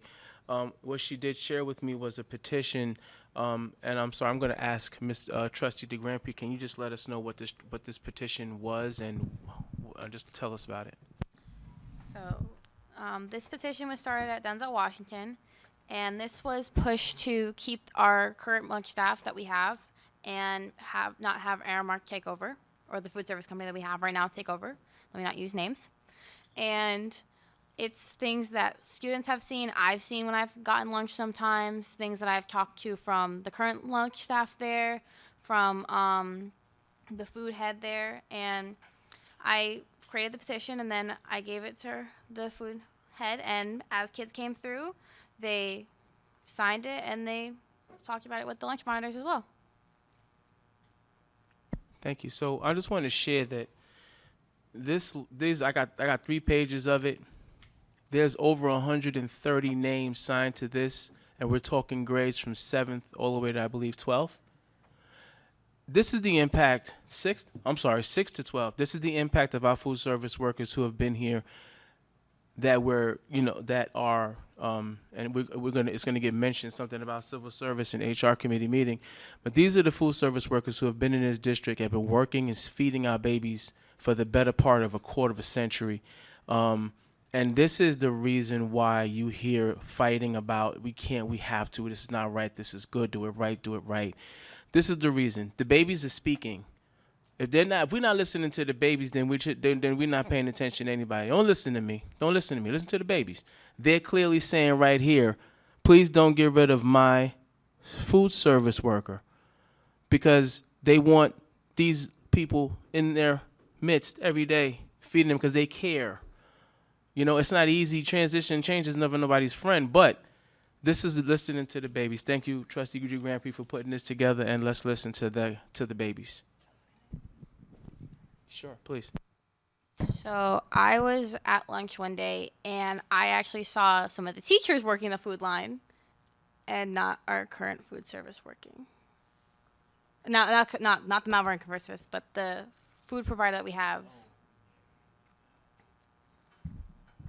Okay. That's not one for me. That would be something else. So, HR, you reported already? Yes. IDA? Yes. I'm not built for this setup here. My arms are too long for this. Yeah, the IDA met on the 12th. There was a good business development report. There was a ribbon cutting for Pearl Pediatric Dentist on Broad Street. That's good news for the community. A pediatric dentist is a good thing to have. I think when the time is right, once the dentist gets established, I'm thinking about approaching them about taking on special education dentistry for students, which is that's a high need area. I actually recently attended a lecture about the challenges, and what tends to happen is kids with special needs get over-restrained or drugged in order to get their teeth cleaned. And with some appropriate training, pediatric dentists can do it with much less restrictive intervention. So it could be a really good thing for us if they're willing. If they're not, it's understandable. But there was a ribbon cutting for a Home Freet, which is a new burger joint on Gramerton Avenue. That's good. I haven't been there yet, but I heard it's pretty good. There's discussion of the ongoing Protected Places program with Motorola, which is installing cameras in the business district. So far, 4 businesses have volunteered to have the cameras put up to stream it. This is a safety feature for the downtown business area, and more are online. This is through ARPA funding. Fun City, the indoor amusement park, is still slated to start in July 2025. I know you're going to be all over that, Trustee Njenga. There was a full-day conference with the U.S. Conference of Mayors. I believe this was at the Wartburg last week.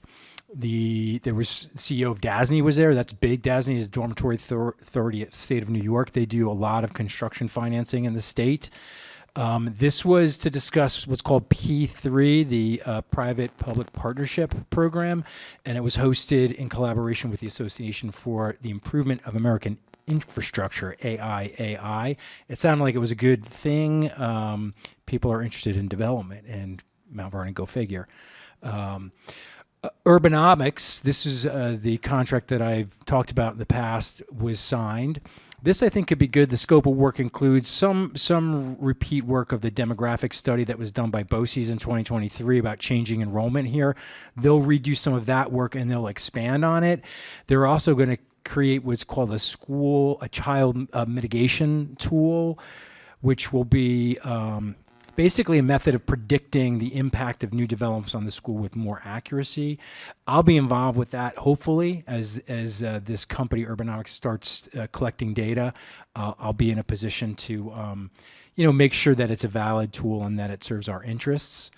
And lastly, Q West, the closing is this month, and just today, Jose Formosa had contact with the developer, sent the invoice so we can get paid the $2 million that they owe us. They should pay that $2 million before the end of the month.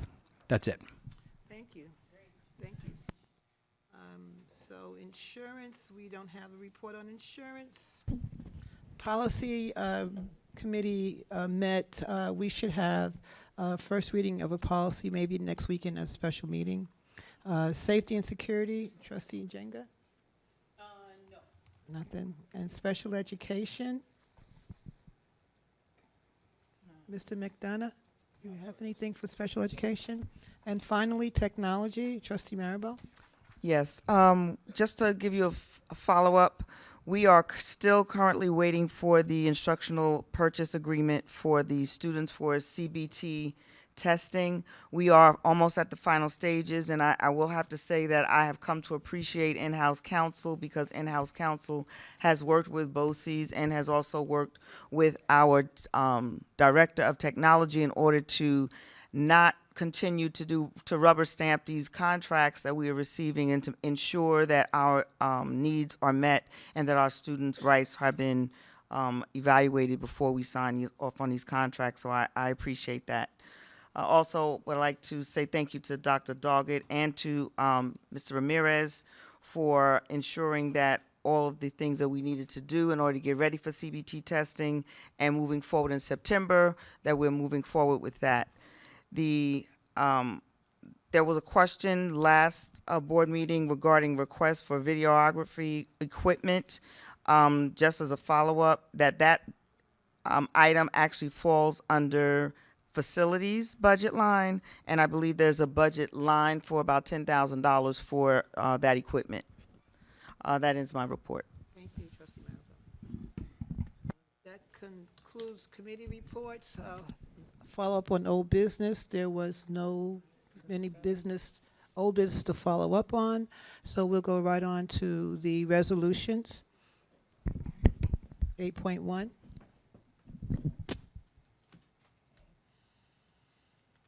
Can I have a motion, please, for 8.1, 128A, certified? Motion. Can I have a second? Second.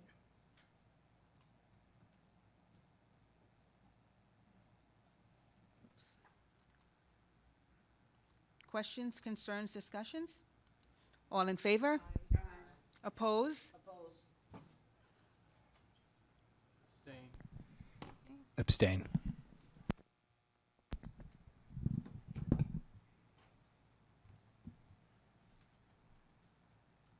Motion carries.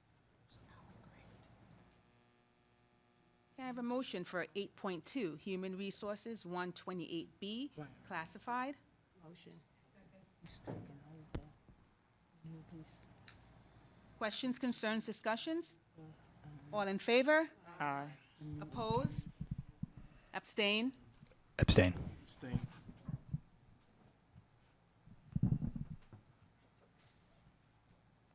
Motion carries. Can I have a motion for 8.3, request for a leave of absence? Motion. Second. Questions, concerns, discussions? All in favor? Aye. Oppose? Abstain? Abstain. Motion carries. Can I have a,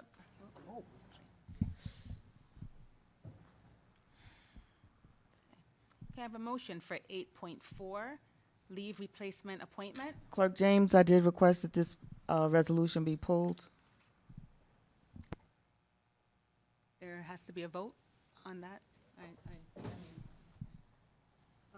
For leave replacement, 8.4, what's the reason? Number one, this is not a leave replacement. The person that's being identified is not on leave, quote unquote. In addition to that, the role of an assistant principal is to cover when a principal is out of the building. We just finished paying 2 superintendents. We should not be paying 2 principals. And Rebecca Turner was not identified or designated as a school in 2024. Therefore, a principal position was not required. So I'm going to poll the board if they want to pull this resolution or leave it as is. So can I have a show of hands in favor of pulling? May I ask? I could pull it, just to see it.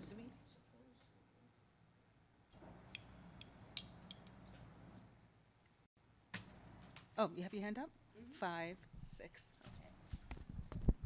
All right, so we are going to pull 8.4. So can I have a motion, please, to pull 8.4? I move that we pull resolution 8.4. Second. All in favor? Aye. Oppose? Abstain? Aye.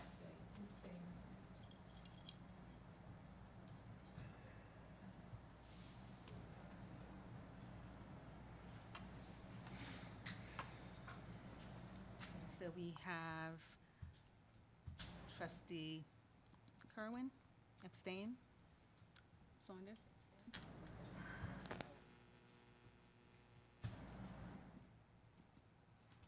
Okay, motion carries to pull 8.4. Okay.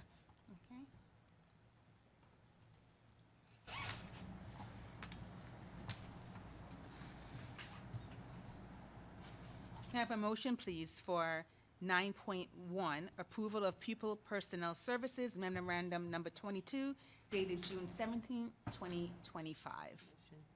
Second.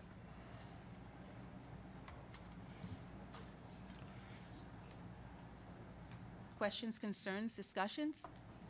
All in favor? Aye. Opposed? Abstain? Motion carries. Can I have a motion for 9.2, authorization to hire additional staff members for the 2025 Summer CSE Committee? So, Who was second? Trustee McDonald. Questions, concerns, discussions? All in favor? aye. Opposed? Abstain?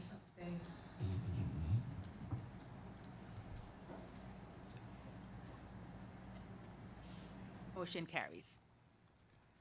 Can I have a motion for 9.3, authorization to hire the 2025 extended school year preschool staff members?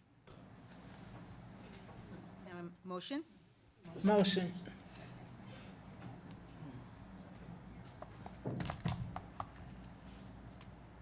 Questions, concerns, discussions? All in favor? Aye. Oppose? Abstain? Motion carries.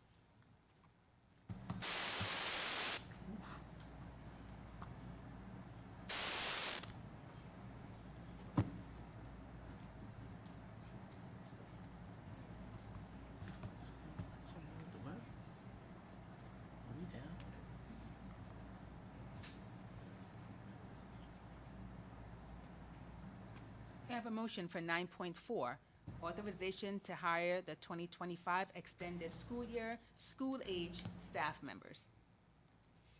Motion. Second. Questions, concerns, discussions? All in favor? Aye. Oppose? Abstain? Motion carries.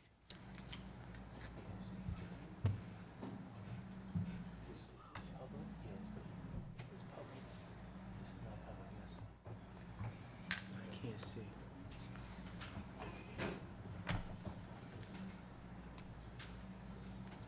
Can I have a motion for, my numbers are cut off, 9.1? 10.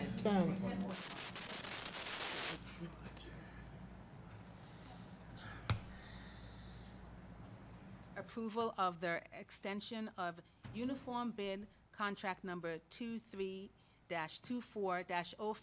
for the 2025-2026 school year. Motion. Second question. Wait. I second the question. The question I have is I requested that the original bid be public facing. Was that added to the public facing district site? We're extending the contract, right? It's extending the contract for, I'm sorry, Extending the am I bid. looking at the wrong thing? Yeah, Oh, we're- okay. We're extending the bid, is that what you're saying? No, not this one. There was, not this one. Okay, never mind. No, we can move on. We're on 10.1. 10.1. I'm looking at the wrong one. It was on the wrong one. Uniform. Everything is slow. Yeah, You second? I seconded. Who first? I did. Okay.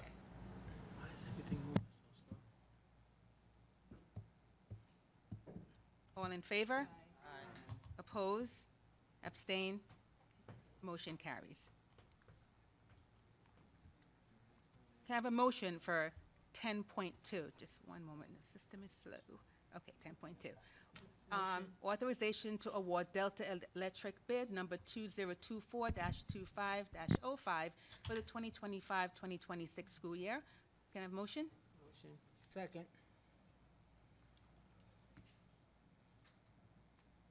Questions, concerns, discussions? All in favor? Aye. Oppose? Abstain? Abstain also. Trustee Mitchell? Okay, motion carries.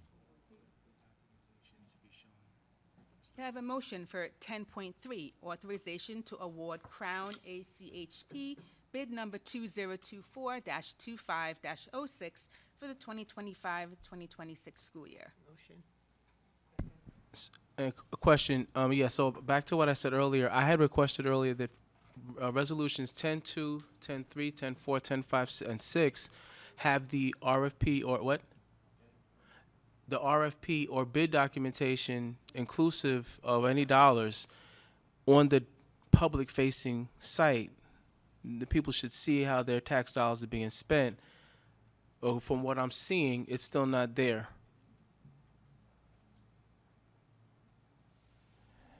Anybody? So I didn't receive any requests. So District Clerk, we sent it to you. I sent it to you directly. I sent everything to them. I don't know. I didn't receive requests as far as that. These should, these are extensions. Right. And as far as like publishing the bid with the bid numbers, I don't know if that's a FOIL request or not. I don't know if we can make that public. I'd have to check with legal Legal's right first. there. It's a FOIL request. So we're voting to extend the contracts based on the original bids, but we're not going to attach it. I even asked for it in executive content. It's an exec. It should be an Right. exact contact. But for it to have it, so it has to be a FOIL request, so the public has to FOIL to see that documentation, correct? Okay. Correct. Thank you. Okay. All in favor? Any opposed? Abstain? This is 10.3. 10.3. Trustee Middleton, you abstain? Okay. Motion carries.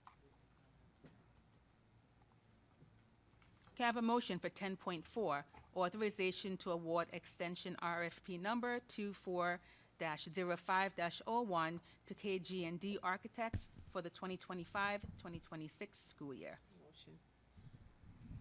Second. Questions, concerns, discussions? Question, why does the scope of work include 3 buildings that we're closing? So this is an extension of a contract that was awarded last year before any of this took place. So this is work as needed. So this allows them to work on any district property, because although the buildings are closed, the district still owns them. And in the event that architects are needed for any reason whatsoever, this gives them that green light to do so. And it's only billed out as needed. This is just the approval that they can look at those sites and work on them if the district chooses to. Okay, the documents that we see, there was specific scope of work for those particular buildings. So is it as needed, or is it the scope that's actually included in this document? I don't have the document in front of me to answer correctly. So this could have been, and part of this is with the bond. So at the time when we were going out for the bond, the architects would have to go out and perform services in those buildings to submit paperwork to the state. Now, if those buildings are no longer going to be considered, then they won't be billed against the district as far as services rendered. So maybe that's what you're referring to. Again, I don't have it in front of me, but that could be it. When they submitted their proposal, they had a price to look at those buildings, and now if they're not being considered, that price is no longer relevant. But it's still in this document. But it's still in the document, so. Yeah, they can't work without our authorization. So even though the document states that, if we say you're not going to do it, they can't override us. But this vote gives them authorization. No, this, again, I can't see it in front of me. I'd have to look at it. All in favor? Aye. Oppose? Oppose. Oppose. Okay.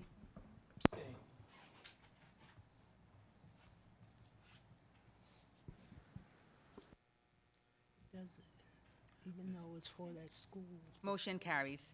when they use them.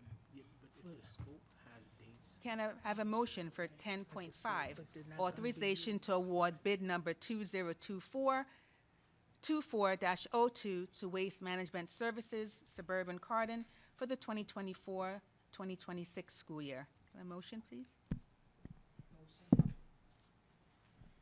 Second. Questions, concerns, discussions? Question.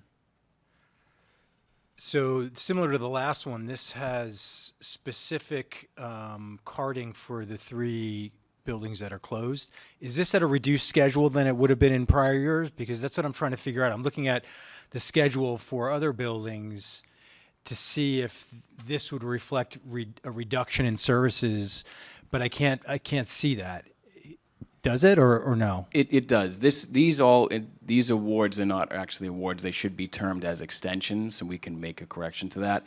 So this was an extension of a bid where those buildings were open and we would need a price for services. Now that those buildings are going to be taken offline, those services aren't going to be utilized at that same rate or at all. So we would see a reduction in our invoicing to the district. But we need to know what it would cost at that time to service those buildings. And if we're no longer servicing them, then they wouldn't bill against us, so it would go down. So they won't. There's no minimum. There's no expectation. Exactly.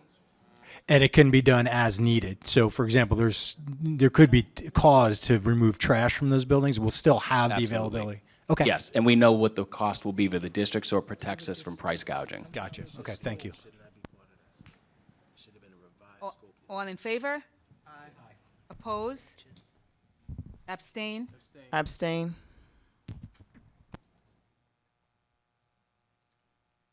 Motion carries.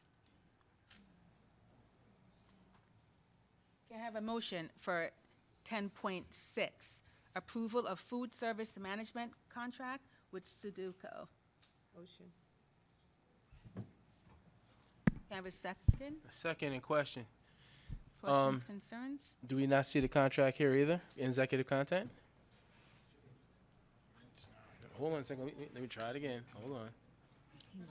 I'm logged in, I don't know if I saw that one. it's not there. Okay, I think something happened. We have the contract, something might have been corrupted with the file when we're uploading it, but we do have the agreement and everything is in order. When are we meeting with Sodexo?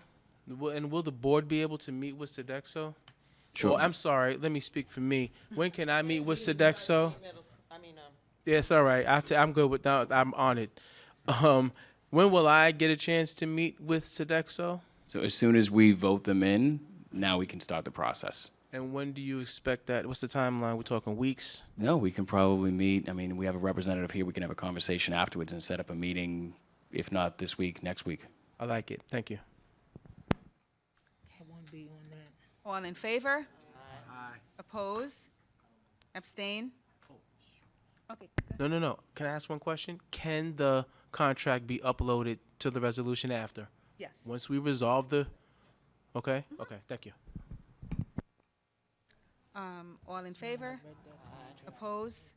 Abstain? Motion carries. Yes, I did.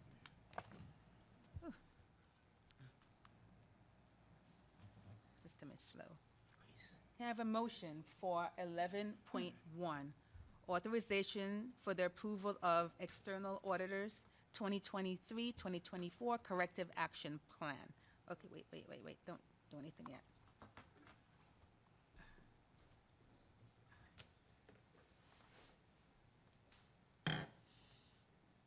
Okay, now can I have a motion? Second. Questions, concerns, discussions? All in favor? Aye. Oppose? Abstain? Motion carries. Can I have a motion for 11.2, authorization for approval of internal auditors 2023-2024 corrective action plan?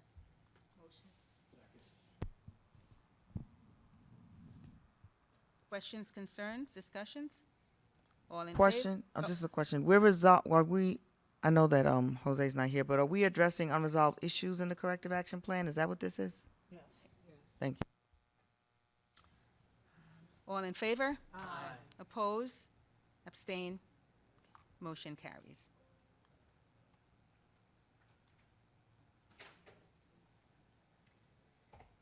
Can I have a motion for 11.3, authorization to reject RFP number 2526-02, pre-kindergarten services for 3-year-olds?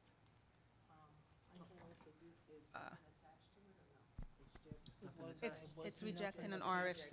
Yeah, it's just to reject the RFP, yeah. Yeah. He said they, they said that.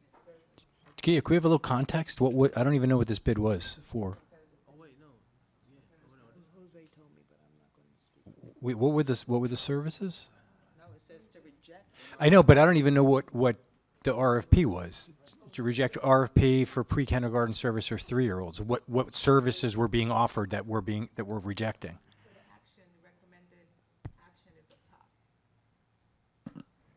So can we request a copy? Yeah, I understand we're rejecting. I don't understand what we're rejecting. Like, what are we rejecting? Like speech services for preschoolers, occupational therapy?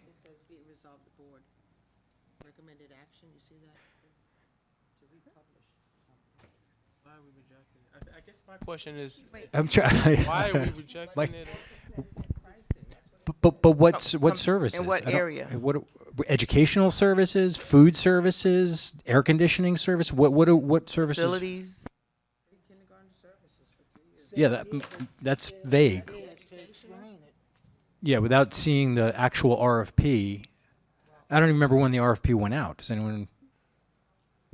And same thing with 11.4. I mean, it's fine. I'm just curious to know what it is we're rejecting. Right, and why? So you can look at the entire RFP on our website. You can see the whole document. From my understanding with this, we are rejecting it because the grant funding, the prices came in higher than what the grant can fund. So it's to go out for more competitive pricing within our grant. Thank you. Just a clarification, in the future, when these things are being rejected, can we have them in executive content so we can actually review them and then we can refer to them? Thank you.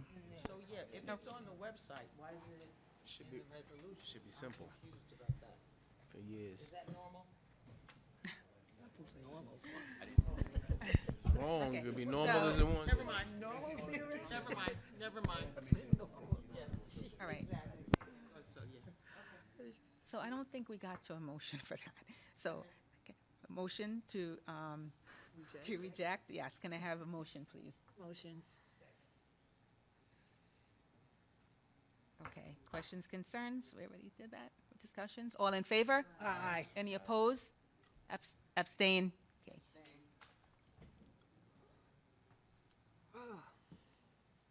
Okay, motion carries. Can I have a motion for 11.4, authorization to reject RFP number 2526-02, pre-kindergarten services for 4-year-olds? Motion. Question. Question. Yeah, is this the same topic that the services offered are beyond what the grant is covering? Is there any way we can have just a simple split, what the grant is that we were awarded, so that we can understand this? It'll be helpful if we had that RFP so we could say, okay, yeah, this makes sense. If I don't have a receipt, I can't believe anything, right? Thank you. Okay. All in favor? Aye. Oppose? Abstain? Abstain.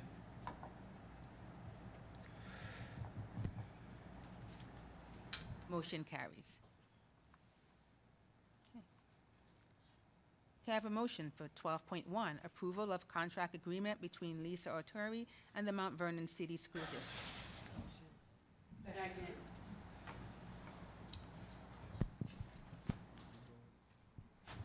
Questions, concerns, discussions? Question. Oh,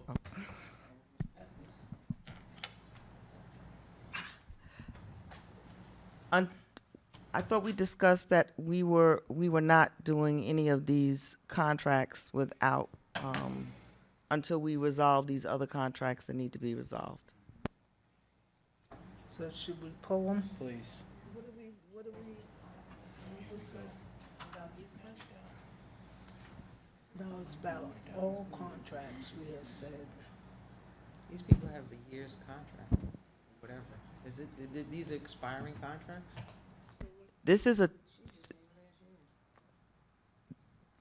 if we look at the last year contract and we look at the salary and we look at this one, why are we doing this? A you stating that they're getting a raise? Is that what your objection? It's an $11,000 increase over 1 year. If you guys going to pull it, Pull it. let's pull it. Or if you're going to discuss matters in executive session, then let's discuss it in executive session. Yeah. 12 through 12-1, all the 12. I move that we pull all of these contracts that are requesting increases. Yep, every one of them. Can I have a second? Second. All in favor? Aye. Oppose? Aye. Oppose.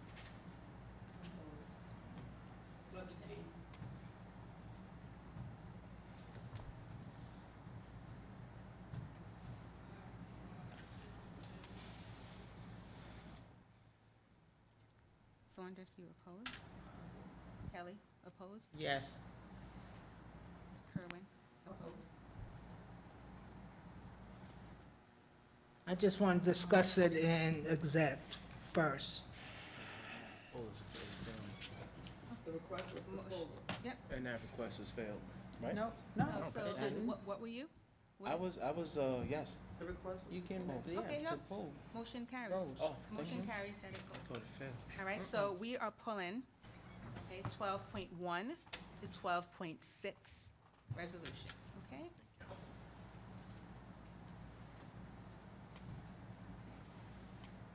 Can I have a motion for 13, oh, sorry, I'm gonna wait for that. Yeah, it's that, here we go, the system is slow now.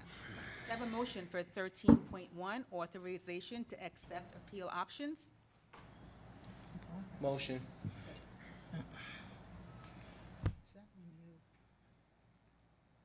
Questions, concerns, discussions?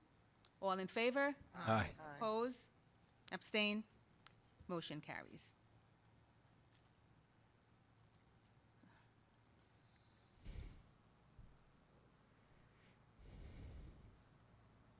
Can I have a motion for 13.2, adoption of the 25-26 Board of Education meeting schedule? Oh, wait. Motion. Wait. The system is playing catch up. Okay, so trustee White? you That's board. Mm-hmm. Can I have a second? Second. Questions, concerns, discussions? All in favor? Aye. Oppose? Abstain? Motion carries. Can I have a motion for 13.3, approval of settlement agreement and release? Motion. Second. Questions, concerns, discussions? All in favor? Aye. Oppose? Abstain? Motion carries. Can I have a motion for 13.4, approval of agreement with General Star Identity Company? Second.